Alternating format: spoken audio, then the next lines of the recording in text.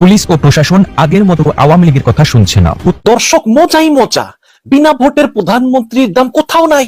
দর্শক, ঢাকার গুলশানের একটি রেস্টুরেন্টে হঠাৎ করেই 10টা দেশের সামরিক কর্মকর্তাদের বৈঠক হয়েছে এবং সেই বৈঠক নিয়ে জনমনে নানা জল্পনা কল্পনা চলতেছে। সাময়িক কর্মকর্তাদের রুদ্রধার বৈঠক চলছে রাজধানীর একটি গুলশানের একটি। খেপেছে আমেরিকা, দিয়েছে ভিসা নিষেধাজ্ঞা। এই নিষেধাজ্ঞার কবলে পড়েছেন প্রধানমন্ত্রী সহ তার দলের বেশ কয়েকজন সদস্য। আসসালামু আলাইকুম সুপ্রিয় দর্শক বন্ধুরা, অবশেষে বাংলাদেশের সামনের জাতীয় নির্বাচনকে কেন্দ্র করে বিদেশ থেকে যে কঠিন বার্তা এসেছে দর্শক বন্ধুরা, এবং সেই সাথে অন্যদিকে এবার আর পুলিশ আগের মতো বিএনপির সাথে লাঠিচার্জে যাচ্ছে না, এবং সেই সাথে সেই সকল বিষয়গুলোকে কেন্দ্র করে অত্যন্ত চমৎকার কিছু তথ্য উঠে এসেছে। এবং সেই সাথে হঠাৎ করে প্রায় 10 দেশের সামরিক বাহিনী একত্রিত হয়েছে, আমেরিকা সহ সেখানে উপস্থিত হয়েছে। তো দর্শক বন্ধুরা, তাহলে কোন দিকে মোড় ঘুরাচ্ছে এবং সেই সাথে সেই সকল বিষয়গুলোকে কেন্দ্র করে অত্যন্ত চমৎকার কিছু তথ্য দিয়েছেন কাজী হেমায়েতুদ্দিন মিশন। তো দর্শক বন্ধুরা, আপনারা কাজী হেমায়েতুদ্দিন মিশনের সেই সকল বিশ্লেষণগুলো শুনলে অনেক কিছু বুঝতে পারবেন, এবং সেই সাথে সেই সকল বিষয়গুলোকে কেন্দ্র করে অত্যন্ত চমৎকার একটি প্রতিবেদন তুলে ধরেছি। তো দর্শক বন্ধুরা, আপনারা সেই প্রতিবেদনটি দেখলে অবশ্যই বুঝতে পারবেন কিভাবে শেষ পর্যন্ত পুলিশও এবার বিএনপির পক্ষে চলে যাইতে শুরু করেছে। একটি জেলা শহর আওয়ামী লীগের একজন নেতা খবর পেলেন যে বিএনপি এবং তার মিত্ররা সংগঠিত হচ্ছে, তারা একটি বিক্ষোভ মিছিল করবে। এই বিক্ষোভ মিছিলের মাধ্যমে তারা এলাকায় নাশকতা তৈরি করার চেষ্টা করছে। আওয়ামী লীগের ওই নেতা ফোন করলেন সংশ্লিষ্ট থানার ওসিকে। ওসি বললেন স্বাভাবিক সভা সমাবেশ করার ক্ষেত্রে তারা বাধা দিতে পারবেন না, এটা তাদের উপর থেকে নির্দেশ দেওয়া হয়েছে। আওয়ামী লীগের ওই নেতা ক্ষুব্ধ হলেন। তিনি এরপর এসপি কে ফোন করলেন। এসপি তাকে বললেন সমাবেশ করলে বাধা কোথায়, সমাবেশ করার অধিকার সবারই আছে, আপনারাও সমাবেশ করুন, কিন্তু গোলযোগ করবেন না। আওয়ামী লীগের ওই নেতা হতভম্ব হয়ে গেলেন। তিনি এরপর আওয়ামী লীগের কেন্দ্রীয় এক নেতার সঙ্গে যোগাযোগ করে বিষয়টি অবহিত করেন। এটা শুধুমাত্র একটি উত্তরাঞ্চলের জেলার চিত্র নয়, ঢাকার বাইরে অধিকাংশ জেলাগুলোতে একই ধরনের ঘটনা ঘটছে। আইন শৃঙ্খলা রক্ষাকারী বাহিনী এবং মাঠ প্রশাসনের কর্মকর্তারা এখন আওয়ামী লীগের কথা আগের মতো শুনছে না। একটা সময় ছিল যখন এমপি বা আওয়ামী লীগের প্রভাবশালী নেতারা পুলিশকে যেভাবে বলতেন সেভাবে তারা বিভিন্ন কর্মকাণ্ড পরিচালনা করতেন। বিশেষ করে রাজনৈতিক কর্মসূচির আগে পুলিশ ঘটা করে আওয়ামী লীগের নেতাদের সঙ্গে বৈঠক করতেন। সিভিল প্রশাসনও আওয়ামী লীগের নির্দেশ অনুযায়ী বিভিন্ন ধরনের পদক্ষেপ গ্রহণ করতেন। কিন্তু সাম্প্রতিক সময়ে দৃশ্যপট পাল্টে গেছে। বিভিন্ন জেলায় নতুন ডিসি নিয়োগ দেওয়া হয়েছে। নতুন ডিসিরা দায়িত্ব গ্রহণ করেই নিরপেক্ষ থাকতে চাইছেন। সাম্প্রতিক সময়ে একজন জেলা প্রশাসকের কাছে গিয়েছিলেন একজন নির্বাচিত এমপি। ওই নির্বাচিত এমপি কিছু বিষয়ে জেলা প্রশাসককে সুপারিশ করেছিলেন, কিন্তু জেলা প্রশাসক তাকে সাফ জানিয়ে দিয়েছেন যে তিনি এই ধরনের সুপারিশ শুনতে রাজি নন। ওই এমপি দুঃখ করে বলেছিলেন করোনার পর থেকেই যখন জেলার দায়িত্ব সচিবদেরকে দেওয়া হয়েছে তখন থেকে আমলারা আমাদের কথা শুনছে না, কিন্তু এখন নির্বাচনের আগে এসে আমলারা পুরো উল্টো সুরে কথা বলা শুরু করেছে। এ তো গেল মাঠ প্রশাসনের কথা। ঢাকা সচিবালয়েও ঊর্ধ্বতন প্রশাসনের কর্মকর্তারা এখন আওয়ামী লীগের মন্ত্রী এবং নেতাদের চেষ্টা তদবির কথা শুনছে না। কদিন আগে একটি গুরুত্বপূর্ণ কাজের জন্য স্থানীয় সরকারের মন্ত্রণালয়ে গিয়েছিলেন আওয়ামী লীগের একজন এমপি। একটি রাস্তা সংক্রান্ত কাজের ব্যাপারে তিনি স্থানীয় সরকার প্রশাসনের একজন ঊর্ধ্বতন কর্মকর্তার কাছে গিয়েছিলেন। ওই এমপি বলছিলেন আগে এখানে একজন ঊর্ধ্বতন কর্মকর্তা ছিলেন যার কাছে আওয়ামী লীগের লোকজন গেলে তিনি তাদেরকে সহায়তা করতেন। অতি সম্প্রতি তিনি অবসরে গেছেন। এবার তিনি যুগ্ম সচিব বা অতিরিক্ত সচিব পর্যায়ের বিভিন্ন কর্মকর্তার কাছে গেলে সবাই তাদেরকে বলল এখন নির্বাচনের আগে তাকে কোনোভাবে সহায়তা করা সম্ভব নয়, নির্বাচনের পর যোগাযোগ করার জন্য।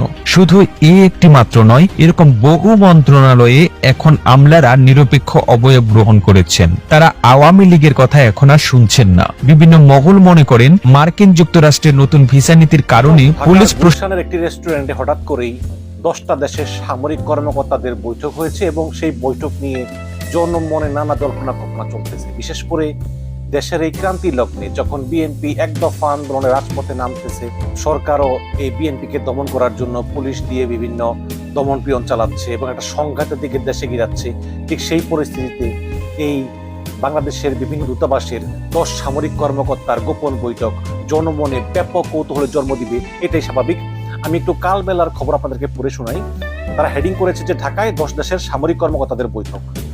যুক্তরাষ্ট্র, ভারত, চীন সহ 9টি দেশের ঢাকাস্থ দূতাবাসে কর্মরত সামরিক কর্মকর্তাদের এক রুদ্ধদ্বার গোপন বৈঠক অনুষ্ঠিত হয়েছে। শুক্রবার 25শে আগস্ট সন্ধ্যা 6টা 25 থেকে গুলশানের রাফিনাতো রেস্টুরেন্টে 5 ঘন্টারও বেশি সময় ধরে এই মিটিং অনুষ্ঠিত হয়। গুলশান 2 এর 36 নম্বর রোডে অবস্থিত হাউস নম্বর 9 রেস্টুরেন্টটি বিএনপির স্থায়ী কমিটির সদস্য ডক্টর আব্দুল মঈন খানের মালিকানাধীন। খেয়াল করবেন। জানা গেছে বৈঠকে মার্কিন যুক্তরাষ্ট্র, অস্ট্রেলিয়া, ভারত, চীন, তুরস্ক, পাকিস্তান, নেপাল, মিয়ানমার ও কুয়েতের বাংলাদেশ দূতাবাসে কর্মরত সামরিক কর্মকর্তারা, মানে ইংলিশে বলে ডিফেন্স অ্যাটাচি, উপস্থিত ছিলেন। এইসব দেশের কয়েকজন কূটনীতিকও মিটিংয়ে অংশ নেন। মিটিং শেষে সামরিক কর্মকর্তা ও কূটনীতিকরা নৈশ ভোজে অংশ নেন। তবে এই বৈঠক ও নৈশ ভোজে কোনো বাংলাদেশি অংশ নিয়েছেন কিনা তা এই খবর লেখা পর্যন্ত নিশ্চিত হওয়া যায় না। মিটিং ও নৈশ ভোজ চলাকালে উক্ত রেস্টুরেন্টে বাংলাদেশি কোনো কাস্টমারকে প্রবেশ করতে দেওয়া হয়নি বলে একটা সূত্র নিশ্চিত করেছে। রাত 11:30টায় সরজমিনে দেখা যায় যে রেস্টুরেন্টটির বাইরে বিভিন্ন দূতাবাসের কয়েকজন নিরাপত্তারক্ষী অবস্থান করতেছেন, মানে বিভিন্ন দূতাবাসের নিরাপত্তারক্ষীরা ওই রেস্টুরেন্টটা ঘেরাও করে রেখেছেন নিরাপত্তার কারণে। রেস্টুরেন্টটির ছবি তুলতে চাইলে তারা বাধা দেন এবং জানান যে ভেতরে বিভিন্ন দেশে দূতাবাসের লোকজন রয়েছেন, এজন্য ছবি তোলা যাবে না। ওই নৈশভোজে অংশগ্রহণকারীদের মধ্যে ছিলেন অস্ট্রেলিয়ার defence attache lieutenant colonel John Dempsey, ভারতীয় হাইকমিশনের ডিফেন্স অ্যাটাচি মানমেদ সিং, তুরস্ক দূতাবাসের defence attache colonel Yazdal, Nepal দূতাবাসের ডিফেন্স অ্যাটাচি রোশান শামশের রানা, পাকিস্তান হাইকমিশনের defence attache brigadier general Ali Ejaz Rafi, মার্কিন দূতাবাসের সিনিয়র ডিফেন্স অফিসিয়াল এবং defence attache lieutenant colonel Mikhail ডিমিসাই, চায়নার defence adviser colonel Du Xingsheng, Myanmar দূতাবাসের ডিফেন্স অ্যাটাচি ব্রিগেডিয়ার জেনারেল সোই নাইটু ও কুয়েতের defence adviser brigadier general Ahmed Sadman আল রশিদ। এছাড়াও মার্কিন দূতাবাস এবং ভারতীয় হাইকমিশনের অন্যান্য কর্মকর্তারাও উপস্থিত ছিলেন। দর্শক, একটি দূতাবাসের প্রধান হচ্ছেন অ্যাম্বাসেডর, যেমন মার্কিন দূতাবাসের অ্যাম্বাসেডর হচ্ছেন পিটার হাস। তাছাড়াও কিন্তু দূতাবাসে অনেকগুলো কর্মকর্তা কাজ করে এবং একটা দেশের শক্তি এবং আকৃতি এবং গুরুত্ব বিবেচনা করে দূতাবাসের কর্মকর্তা কম বেশি হতে পারে। আমি যদি একটু মার্কিন দূতাবাসের কর্মকর্তাদের লিস্টটা আপনাদেরকে দেখাই, সেটা হচ্ছে যে মার্কিন দূতাবাসে আপনার অ্যাম্বাসেডর আছে পিটার হাস, তারপরে ডেপুটি চিফ মিশন আছে, ইউএসএআইডি মিশন ডিরেক্টর আছে, তারপরে পলিটিক্যাল ইকোনমিক কাউন্সিলর আছে, management councillor, public affairs councillor, consul general, regional security officer, senior defence official and defence attaché, office defence attaché, acting legal attaché, তারপরে residence legal adviser, তারপরে agriculture attaché, CDC councillor director, labour attaché. তো এরকম বিভিন্ন কর্মকর্তারা একটা দূতাবাসে কাজ করেন। তবে সব দূতাবাসের কর্মকর্তারা যে একই ধরনের বা একই সংখ্যার কাজ করেন এরকম বলা যাবে না, দূতাবাস ভেদে ভিন্ন ভিন্ন হতে পারে। তো এই দূতাবাসেরই একটা কর্মকর্তাদের রুদ্রধার বৈঠক চলছে রাজধানীর একটি গুলশানের একটি হোটেলে। এই মুহূর্তে বৈঠকটি চলছে। দর্শক, ঠিক আসলে বৈঠকটি কি কারণে বৈঠকটি চলছে এই বিষয়ে জানা যায়নি। তবে যতটুকু তথ্য রয়েছে যে যেই রেস্টুরেন্টটিতে বৈঠক চলছে এটি বিএনপি স্থায়ী কমিটির সদস্য ডক্টর আব্দুল মঈন খানের মালিকাধীন এই রেস্টুরেন্টটি, এবং ঠিক তার যে বাসাটি রয়েছে গুলশানে, সেই বাসাটির পাশেই এই মুহূর্তে সেই বৈঠকটি চলছে। এই বৈঠকে রয়েছে 10টি দেশের যে সাময়িক কর্মকর্তারা এই বৈঠকে রয়েছে, তার মধ্যে অস্ট্রেলিয়া, ভারত, তুরস্ক, নেপাল, পাকিস্তান, মার্কিন, চায়না, মিয়ানমার, কুয়েত সহ মোট 10টি দেশের সাময়িক কর্মকর্তা যারা রয়েছে তাদের নিয়ে এই বৈঠকটি চলছে। ঠিক কী কারণে আসলে বৈঠকটি চলছে ঠিক এই মুহূর্তে জানা যায়নি।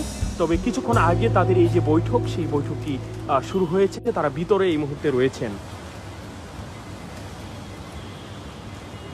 দর্শক, আমরা যেমনটা জানতে পেরেছি যে প্রায় 2 ঘন্টা যাবৎ এই রেস্টুরেন্টের ভিতরে কাউকে প্রবেশ করতে দেওয়া হচ্ছে না, কেউ প্রবেশ করতে পারছে না। রেস্টুরেন্টের পক্ষ থেকে বলা হচ্ছে যে এই রেস্টুরেন্টটি বন্ধ রয়েছে, রেস্টুরেন্টটি এই মুহূর্তে বন্ধ রয়েছে রেস্টুরেন্টটি।